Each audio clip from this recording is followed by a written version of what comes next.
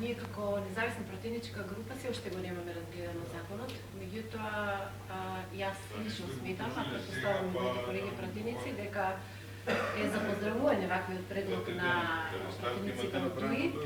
И не само еден таков предлог, туку ние сме во насока дека вакво нешто е потребно на нашата држава, уште многу подамна.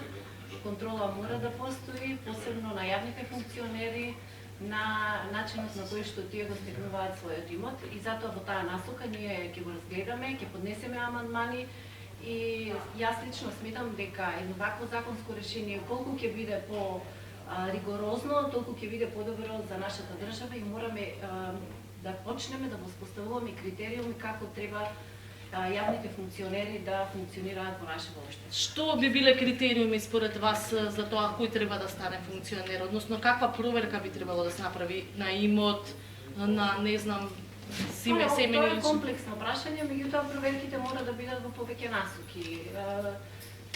Проверките мора да бидат не само во тоа со каков имот располага, на кој начин е стекнат тој имот, меѓутоа мора лицето да има и интегритет за да врши некаква јавна функција, да има да поседува морал, етички некои квалитети, затоа што сепак видовме што се случува во нашата држава и дека со такво разорување на функционерите, односно на ставање на секаков вид на функционери на функции, јас само доведовме нашата држава во многу незавидна ситуација и мораме еднаш сериозно да го сватиме во прашање и да тргнеме напред.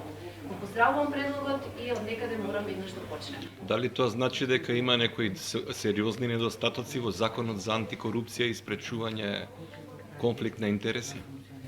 Не гледам дека има недостатоци, ги поздравувам и вработените во избраните именувани лица во антикорупцијска, затоа што тие, како што досега можеме да видиме, совесно си ја вршат работата, постапуваат по сите пријави и треба уште повеќе да постапуваат и да се бават со по-висока организирана, односно по-висок облик на судир на интереси.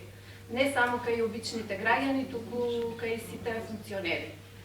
Која комисија или кој би правил некаква проценка кој функционер ги исполнува условите, кој не? Не би да навлегувам во детали, прво треба да го разгледаме законот, да се договориме како пратеничка група какви амандмани ќе поднесеме, меѓутоа тоа е еден добар чекор.